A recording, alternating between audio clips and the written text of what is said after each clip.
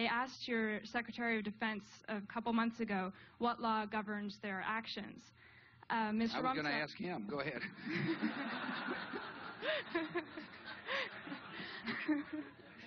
Help. Well, I was hoping. Blackwater is this horrific stealth threat to me because I have read history and I know what you can do even in a functioning democracy with a handful of paramilitary terrorizing people. For example, Mussolini, always the great innovator, started to bring Italy to its knees by using black shirts. He called them arditi. They were veterans returning from the war, and he would send them in a targeted way, go beat up that newspaper editor, go beat up this politician. And it's intimidating. Finally, there were scenes of when actual parliamentarians were getting threatened by these black shirts, they started to cave. And this prepared the way for Mussolini to triumph. And so, of course, Hitler knew something that worked when he saw it, so he deployed the brown shirts. So why is a paramilitary force so alarming? Why do we have the Fourth Amendment? The founders knew what it does to ordinary citizens to have a standing army that is erected not by the people, not accountable to the people. They made sure that the National Guard, our militias, are answerable to the people. That's why they made sure that there's posse comitatus, which means that the police are a domestic force, a civilian force, that we don't have a military occupation of our streets, okay? And that's one of the things that makes the United States different from countries all over the world where they know the state can break in. Blackwater Worldwide's high-risk warrant hostage rescue course is designed to teach proven tactics on the most common situations. Many of us don't know that Blackwater is already operating in the United States. In New Orleans, in the wake of Hurricane Katrina, Jeremy Scahill reports that there were contractors shooting at civilians in Katrina. I was in New Orleans in the aftermath of Hurricane Katrina, and I saw Blackwater mercenaries speeding up and down the streets in unmarked cars, heavily armed with M4 machine guns, flak jackets, other weapons strapped to their legs.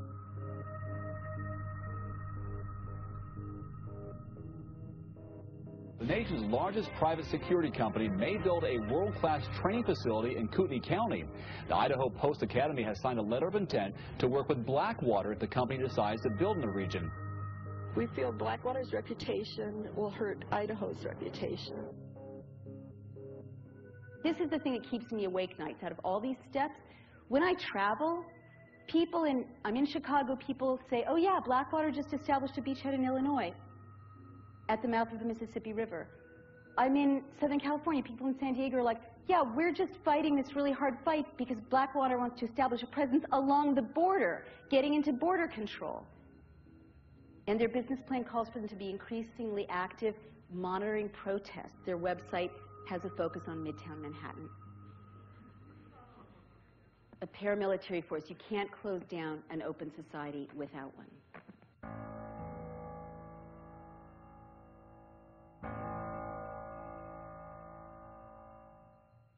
We've got a crisis. We're at war. The enemy is plotting to attack us. This proposal will allow us to gather intelligence information on that enemy that we otherwise would not get.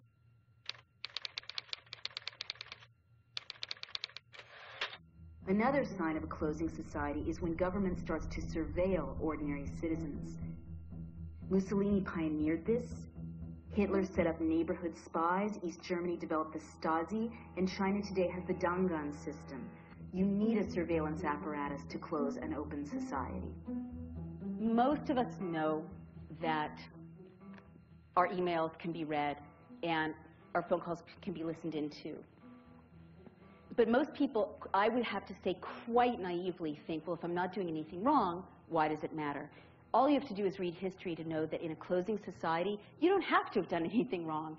If there's a surveillance apparatus, they can listen in, and they, as other institutions erode, they can simply say you've done something wrong or use leverage through the surveillance to intimidate you. The Stasi, the secret police of East Germany, kept everyone in a state of fear and silence.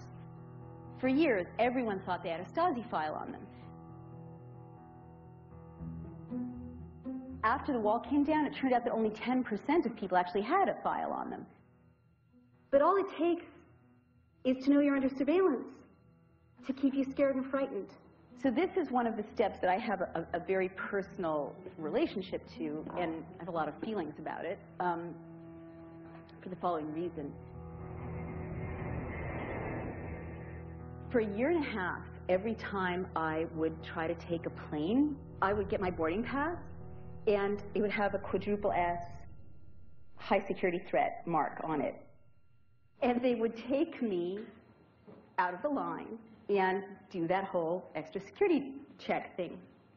And I kept asking, what's up with this? Why are you doing this? Why are you doing this? And finally, this nice young TSA agent said, oh, you're on the list. And I'm like, the list? I'm on the list? How was Nazi Germany able to round up so many Jews so quickly? Because they had mechanized the list. Again, how did Pinochet manage to round up mass arrests? Mass arrests are always a hallmark of a closing society.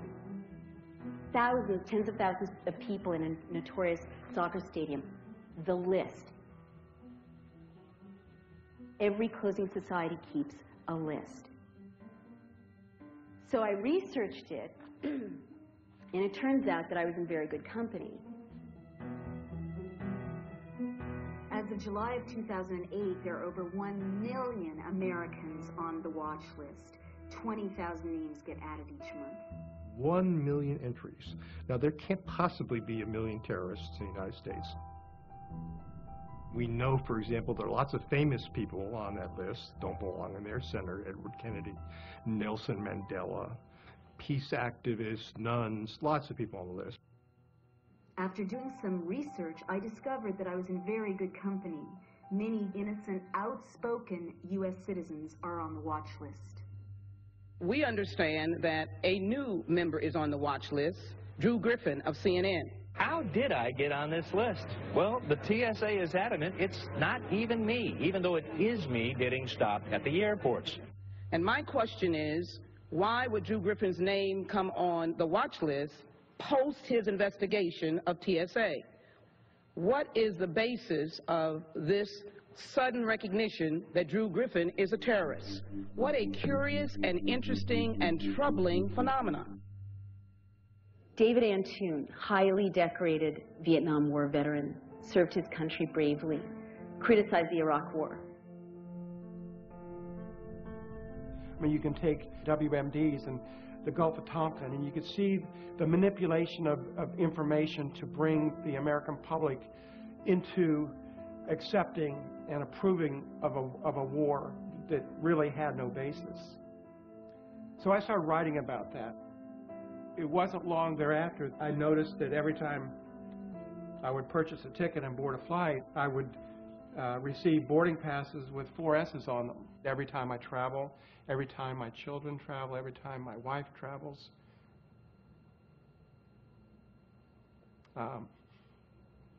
Every time my 86-year-old mother travels. They're all on the watch list. So, you know, it's an inconvenience, but it's insulting. And so when you want to close down an open society, you keep everyone under surveillance so that people increasingly become too frightened to stand up and speak.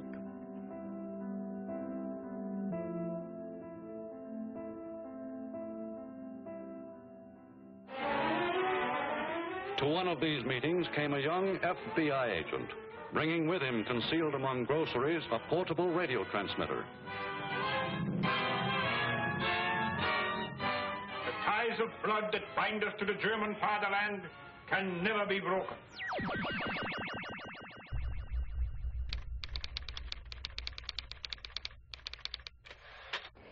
The fifth thing that always happens in a closing society is that there's increased infiltration of citizens groups, and this is against the law. The ACLU has many documented cases of illegal infiltration of groups just like this, and in fact there's probably someone here today. Hello! You know, I hope your audio is working well.